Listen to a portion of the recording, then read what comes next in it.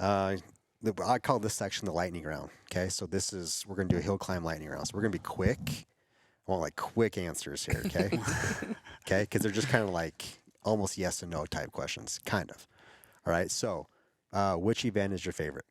Afton. Afton. Okay. Sorry, this isn't this. I want to know why. I want to know why.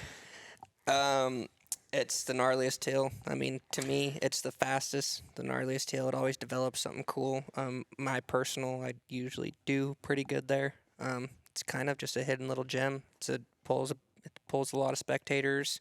The hype is cool. The locals there love it.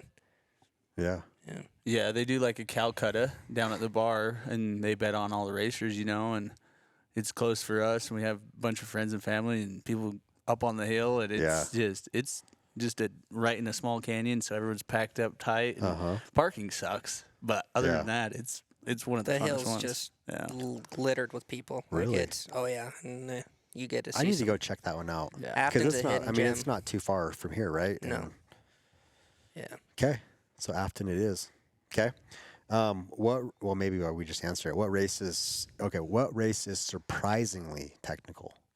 Keyword surprisingly. Probably Afton. I think Afton. What was surprising for me last year was actually Bear Lake, how much snow there was. Yeah, that's Because true. Snow because conditions. Bear Lake's usually like Fast, super fast. But so you last get there year, and there's a bunch of snow, and you're like, oh, this is different. And- snowed the whole time we were there. and then it froze solid rock, and we had 2 races there last year. Yeah. And so it was just ice walls and just straight ice. So Okay. Which race is typically the fastest, or maybe is fastest easiest, or Not necessarily. Because I'd say the fastest is Bear Lake, but like you said, that's not always the easiest. yeah? Is there one that's like this is the easiest one every time? I wouldn't say there's one because it's so inconsistent with snow conditions Yeah. to, the weather to, from freezing snow to powder Yeah. to, how they set up the course. You could love the course. It could be fast on qualifying, and finals could be the nastiest hill that you never make it up. Yeah. yeah, that's what's crazy about the sport is That how is much crazy. it can vary from weather Pretty to cool snow too, though. condition and to day to day. Yeah. Yeah. It's Okay. never the same. Yeah, that's true. Which race gets the fewest amount of people turnout? You know when you're driving down here, it's just going to be you and the boys and the girls who are racing. Bear Lake, probably, I would Yeah, say. Really? Yeah. yeah. I think it's just a kickoff to our season, and it's kind of in a weird location. But yeah, I'd definitely say that's more like the racers or family and the industry people, not much spectator Yeah. side of it. Okay. And it's always pretty dang cold, it seems like. Freezing. Really? Yeah. That one in Afton. Yeah. Afton's cold. Yeah. Yeah. What is if you could change one thing about the Rimshaw circuit, what would be the thing you would change? Me personally, I'd like to see like more style, like not necessarily hill cross, but more obstacles, more jumps. Just my background, I'd like to see more man-made stuff. We have a couple races where we do make some pretty cool rhythm sections and whoops and big jumps and stuff. The crowd likes it. Yeah. We got some guys that go big with it, and it kind of separates some people. So I think it'd be cool to do it at all the races. Can't do it at all, but Yeah. Okay.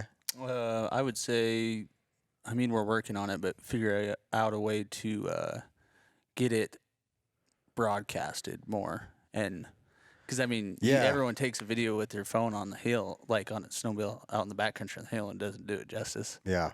And Rimshaw's the same way, and to put that on TV, and we've been working on it, and just better ways. Yeah. it's getting better. But yeah, we just got some improvements to do. And being like kind of an outsider, but in the space, Jackson always does a great job with getting you online. If you're not able to make it there in person, it seems like it's pretty available online to watch. Right. But as far as the other races go, maybe I'm just not paying the attention that I need to be paying. It just seems like that stuff isn't as readily available. Yeah. And So the one thing I wish, maybe once again I'm not looking in the right spot, like the running order Yeah. online, because like you see someone going, and you're like, okay, well I can see like like when is Beau gonna race? Right. Right? Like it's hard to find that information. Like why can't there just, maybe there is and I didn't see it. Why can't there just be like a list and it's like, okay, this guy's up right here. He's going. Okay, the next guy is this guy. And we have them. We have all of our running orders. They post them on the Rimshot website. And that's where all of us racers go to get them to screenshot them and save them like that. So they're up on that. But separate to our races, besides Jackson, is all of our races are streamed on Flow Racing. Yep. So you have to be subscribed to it to watch it to get it. Do it that way. Which I think we must have because we were watching it. I know we had it on the TV last spring here in the shop, so we must have subscribed somewhere for it. But okay. Anything else you would change? No. No. Okay.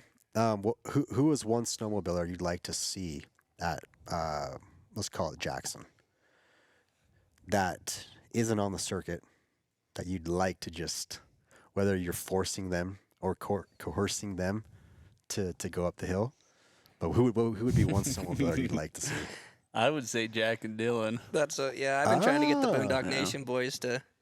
I think that'd be pretty legit to get those guys on a course, and I think they'd do surprisingly well at it. So yeah, that'd be cool. So we got to get them a governor's tag or an OEM tag, huh? Well, let's just get them amateur class and throw them on our sleds. There you go.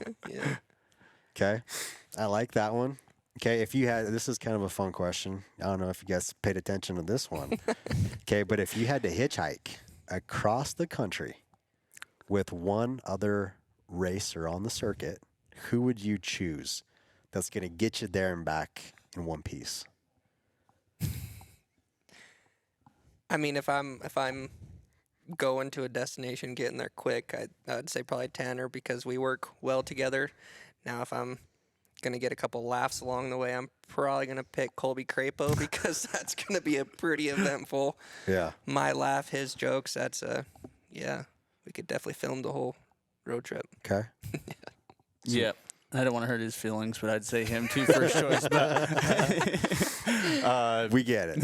Yeah. Beau. Yeah. No, but Seth Wilson, and Yeah. he's just a funny good guy. And there's a video of him on Climb's YouTube, and he gets up to the top and he gets stuck or something on top of Jackson. He just turns around, just happier, just goes crazy. Yeah, it's just kind of who he is. Yeah. Good dude. Yeah. Cool. Heck yeah. Okay, fun one. Okay, now we're getting into this guy, this Keith Curtis guy. I don't know if you guys have heard of him.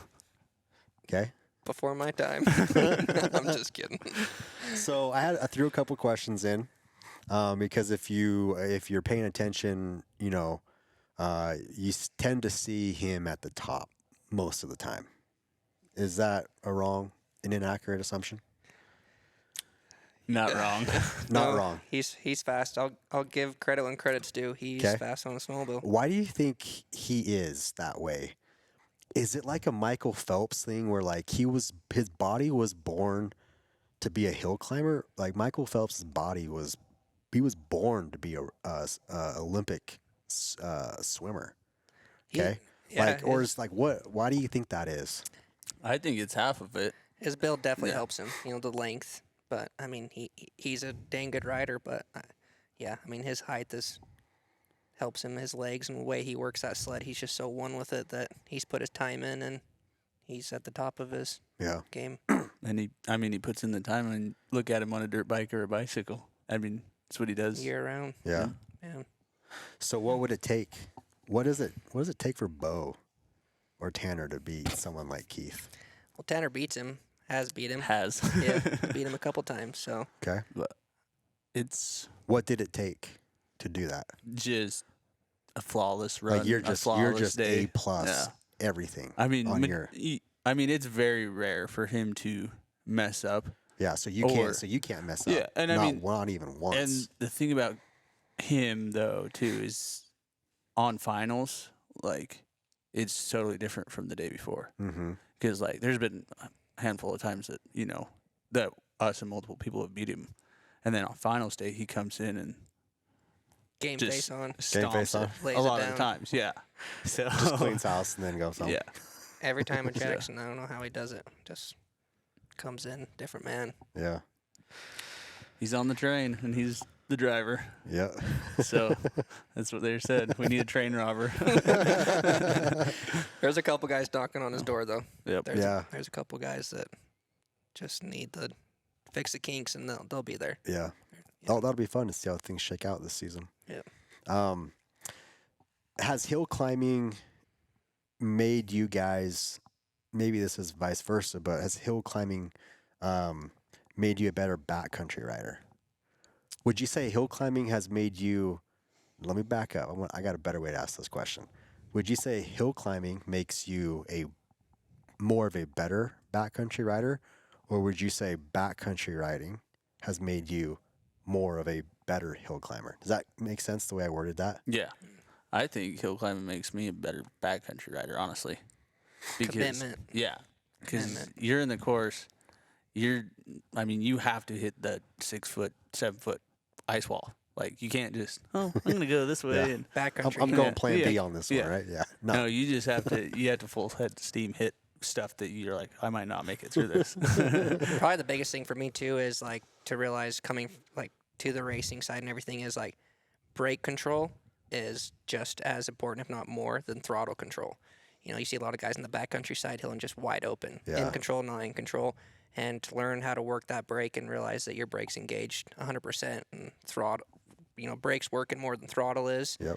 And then, I'd definitely say racing has helped me a ton in backcountry. Yeah. Yeah. And when you're on the top of Jackson in the first class, after it rains and then freezes, you don't ride that in the backcountry. Oh, no. That's all packed. I've never rode You're staying anything. in the cabin on that day. Yeah. You ain't going out. Like, you have to, by the time you're at the top of Jackson in the morning and you're on a 3-minute run, you're about to tip over. Yeah. Like, it's just totally different. Yeah. So. Cool.